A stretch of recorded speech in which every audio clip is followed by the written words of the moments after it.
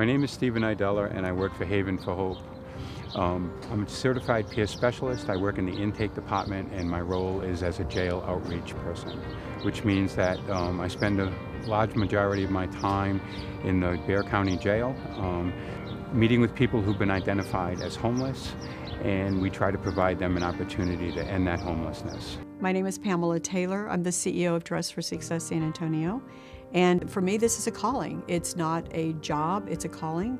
And I was one of these clients. My story is very similar to the experiences that our clients have had. My name is Venus Anderson, and I'm a product of the criminal justice system. I started, my first offense was probably when I was 16 years old, and my last was when I was 30. My name is Carol Lockett. I'm the Executive Director of Chrysalis Ministries. Chrysalis Ministries was founded in 1941 when a group of local religious leaders went into the old Bexar County Jail to provide chaplaincy services. We were incorporated as a 501c3 in 1972. We currently have 25 staff members and over 200 very dedicated and committed volunteers. My name's Justin Grant. I initially came to the Chrysalis Ministries program through a program called SATF, and it's the substance abuse treatment facility down on Applewhite Road. When I was released from that facility, I came to SATF. I came here to Chrysalis Ministries and took a job readiness class, and they helped me by giving me a list of jobs, and that list of jobs was really a form of hope for me. Hello, my name is Ron Glover. I'm the pastor of Temple Missionary Baptist Church here of the city of San Antonio, a former deputy sheriff that served 27 years under 4 sheriffs in Bexar County. I'm the co-chairman of the Reentry program for Bexar County, and we're having a festival today. We're having a great time, had a great turnout, and I'm just excited about the opportunity to be part of the Reentry Council and to help citizens of Bexar County. My name is Richard Noriega. I came to San Antonio in 2010. I have been homeless for about 8 years, and it's been a very stressful life, and because of that I was subject to sleeping in a car for about 3 months. And after I figured out that that wasn't working, then I moved over to PCY Courtyard, which stands for Prospect Courtyard. I ended up getting arrested. I was visited by a man in there. I thought it was an attorney visit, but it wasn't. It was actually a man named Stephen. And Stephen actually helped me out a lot. He told me about a reentry program, which I didn't know existed.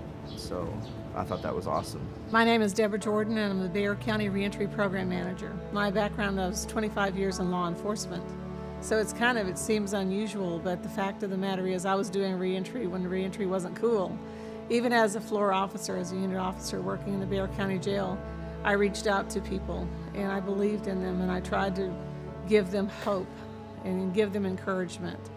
And in this opportunity now, I feel like that God's put me in this position now so that I can help them even more fully as they coming out of jail. They're now re-entering society, and I can open some of those doors, and I can help them to open some of those doors and give them a second chance. My name is Kevin Ussery, and I'm pretty much from this area.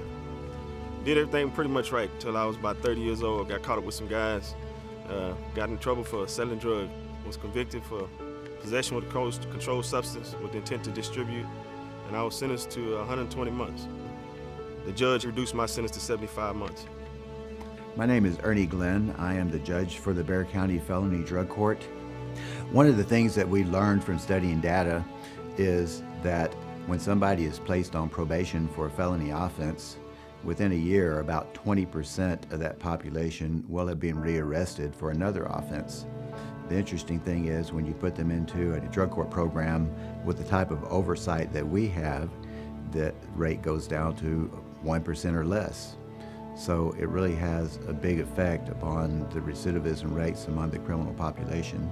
My name is Cipriano Martinez, and I've been, in 2 more months, I guess, I'll be here 21 years. But before I was working for Chrysalis Ministries, I was hooked on drugs and abused my life with alcohol and living out there in the streets. I've been to prison 5 times.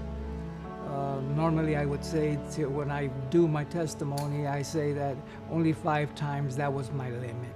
My name's Abigail Moore. I'm the Executive Director with the San Antonio Council on Alcohol and Drug Abuse, a nonprofit organization serving our Bexar community for over 50 years. Some of the options for those coming back into reentry from correctional facilities here in Bexar County are really limited. However, we're working with partners trying to increase those options, providing intensive case management, recovery coaching, peer coaching. The courts are very supportive and informative, and also, work like with the probation officers. Many nonprofits who are partners of the Reentry Council are the providing the services and helping with those options. I am Dr. Waynette Turner, and I sponsor Tabernacle Generation Ministries. I came to work with Bexar County Detention Center in a financial capacity, and upon seeing the need, formed Tabernacle Generation. We do ministry within the detention center. We sponsor a discipleship program there for the females who are incarcerated, and then we also do a program at Haven for Hope for the youth. The reason I was selected for this role is I have shared experience with these folks. I have been incarcerated myself on numerous times. I've been hospitalized, all as a result of my own chemical dependency problem. As a certified peer specialist, when I approach people, I let them know that I'm in the system, but I'm not of the system. I'm not part of the court system. I'm not part of any system. I'm solely there to help them, to aid them in finding permanent housing for themselves. I don't remember how much they give them when they come out now, but it's not enough to start a business or rent an apartment. So the services that we provide are free, and that's a big help to a lot of people that are coming out. Because a lot of people don't have the support at home. If we did have a lot of support at home, we wouldn't have a whole lot of problem with recidivism. When I was finally released from jail, it was like going back to prison all over again, because I had to come face to face with all the demons that I had overcome by going to my mom's house where they were drinking and doing drugs, and all my friends still drank and do drugs. I didn't know anybody of the positive influence. I came to Bexar County Ministries and, with hope that they could point me in the right direction, and they did. They gave me a bus pass. They helped me. They had different programs. I think one of them was resume writing, interviewing techniques, just little things that they had. They sent me to another nonprofit agency, Dress for Success. They helped me with some clothing, and they even helped me find a job. So when you come to Dress for Success and Career Gear, there is no charge for our services. You can come in. We're going to, first of all, take a look at your impediments to employment. What has prevented you from being successful? Then we're going to move to the Career Center and do an interest inventory. And that is because we believe that you deserve to work in a field that you are passionate about. I was able to go through it job by job and find out one that fit for me. I ended up taking a job at the Pizza Hut call center. Worst job I ever had, but to be perfectly honest, it was my own money. I finally was able to get some clarity in my life. And when I say clarity in my life, what I mean is I was finally able to start walking the path that I needed to walk to get to where I'm at today. We do charge a $5 intake fee, and we charge a nominal amount for our classes. I think our job readiness class is about $10. The most expensive class we have is anger management, and it's 2 hours a week for 6 weeks, and that's $60. However, we know that people who just got out of jail don't have funds a lot of times. So we always waive that fee if they cannot pay it. Upon reentry, getting a job was quite an obstacle too. My first job, I started working for $9.50 an hour. It was kind of tough trying to raise 2 kids on that kind of money.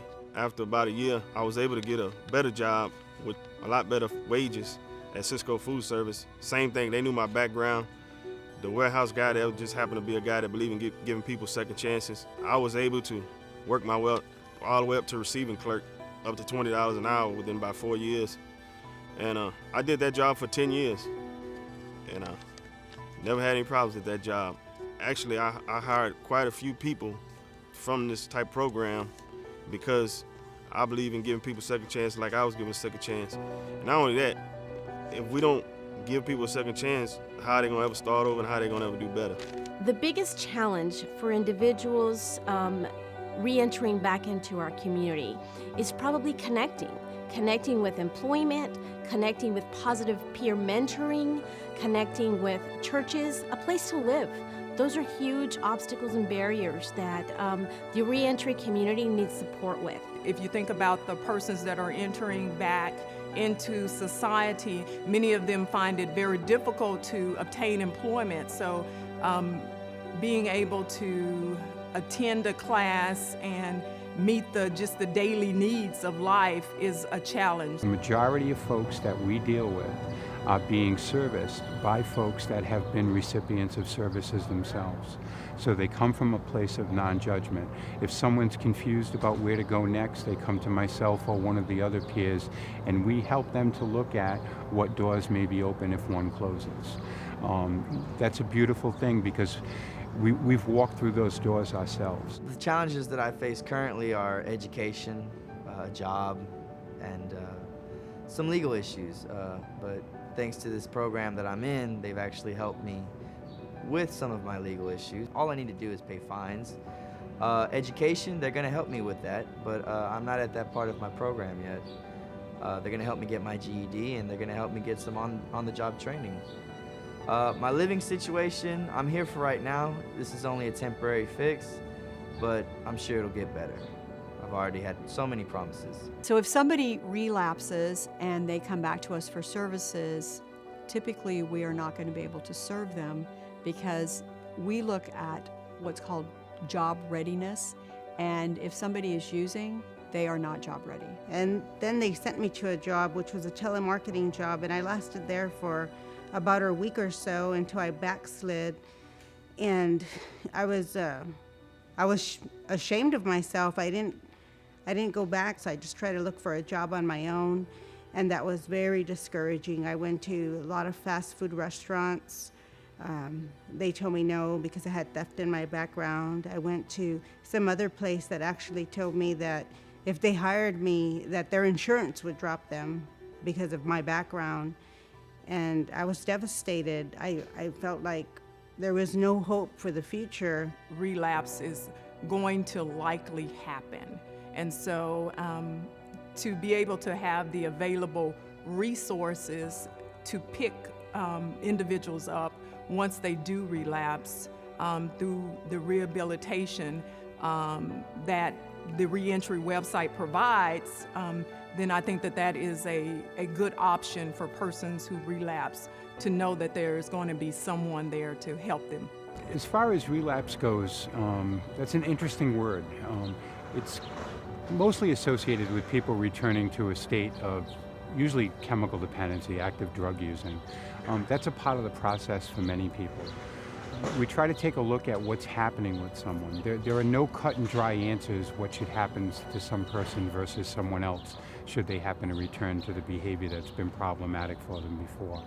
So again, everything we do is done on an individual basis with that particular person. And the questions are always the same: how can we help? What do you think has gotten in your way? And how do we help you to overcome those obstacles? I was given the options of either going to IHWP, which is in-house wellness program, which focuses on mental stability, and IHRP, which is the in-house recovery program.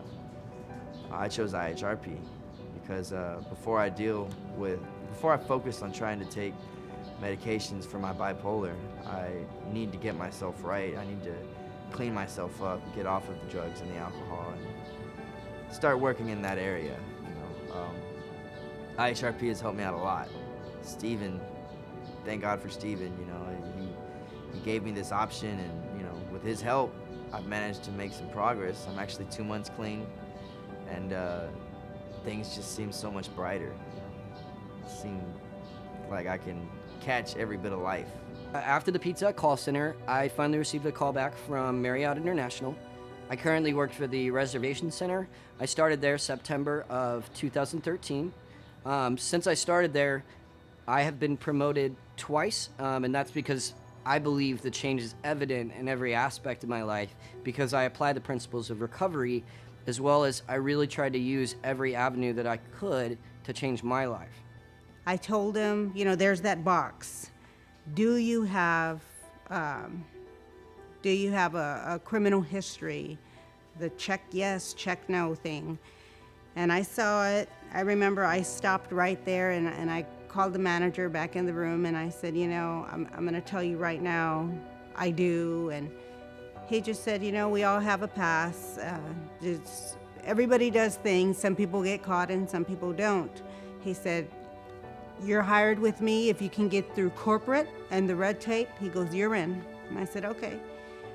It took me about a month to 6 weeks to get hired. I heard that my application went all through the legal department, and they hired me. I got the job. I finally got a job that has 401k. I get tuition reimbursement. Solutions that can help with dual diagnosis issues are the collaboration of working together, case management. Oftentimes, and a new model that we're seeing is peer coaching or recovery coaching. Those two things, or those two support systems, really help those individuals navigate and receive both types of service simultaneously so they can deal with both the substance abuse and the mental health issue at the same time and find success. In Bexar County Felony Drug Court, which started back in January of 2004, and going back to that very first graduating class that we had, our recidivism rate is still under 30%. So we've taken a 100% recidivism group and turned that into a 30% group. So no matter how you look at it, whether you look at it from a humanity aspect, that we're helping people and their families to get things together, or we're saving taxpayers money, no matter how you look at it, everybody comes out on top. It's a win-win. So we really have a pretty awesome success rate. For the past 8 years, we've worked with approximately 16,000 formerly incarcerated individuals. And of those 16,000 that we worked with, less than 15% were rearrested. And for the past year, we worked with 2,200 formerly incarcerated individuals, and only 11% of those were rearrested. So we're pretty happy with our success rate. So we must be doing something right. These individuals who come here are getting what they need from us because they are being successful. They're not getting rearrested. They're being better role models for their children. And so thereby we're decreasing generational incarceration. I actually worked on a project where we were designing a new jail, and we completed the design process for a whole brand new Bexar County jail. We've not had to build that jail. So that's a huge success story. We are making a difference in people's lives, in their quality of lives, and we're touching families. And that's what really matters. That's what we're supposed to do. Oftentimes people, find themselves in situations like I did. Sometimes going to jail or going to a hospital was the best thing that I could come up with because I didn't know that there were other opportunities. So the idea that we're doing a short film like this, that we can present folks to let them know that there are other options than sleeping in the streets, than going to jail, just to put a roof over your head. That's what we're trying to provide here. We hope, and our mission here is to provide an opportunity for everyone to live independently in the community. We had a young man working on our loading dock doing community service, which means he had been a guest of our fine Bexar County Detention Center. And after a few minutes, I was talking to him, and after a few minutes he looked at me and he said, "I can't believe you're talking to me." And I said, "I don't understand." And he said, "Don't you see me?" And I said, "Yes, I see you." And he just absolute disgust. And he said, "Really, don't you see me?" And I said, "Yes." He said, my mother used to tell me how stupid and worthless I was and how I would never amount to anything.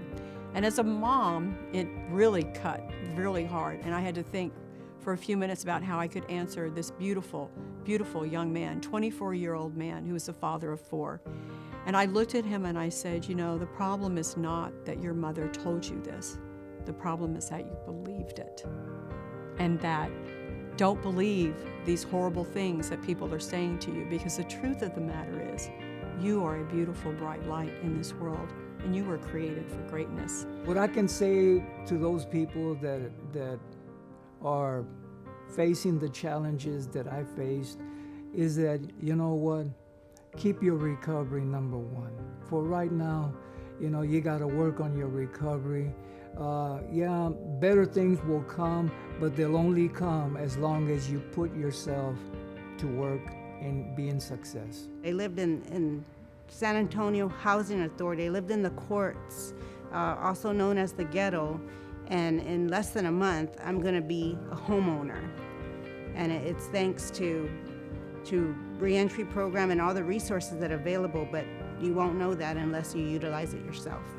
My advice to you that are discouraged as you walk out of Bexar County Jail or Dominguez or Sadaf or wherever you're looking at getting released from, the one thing that I can tell you is organizations such as Chrysalis Ministries, Oxford House, Narcotics Anonymous, Pay It Forward Ministries, all of these different programs, if you want to change, are there to facilitate that and there to help the change. They'll help you find a job. They'll help pay your rent for a couple of weeks to get you on your feet. They'll give you hygiene products. They will do everything they can as long as you are willing to make the change.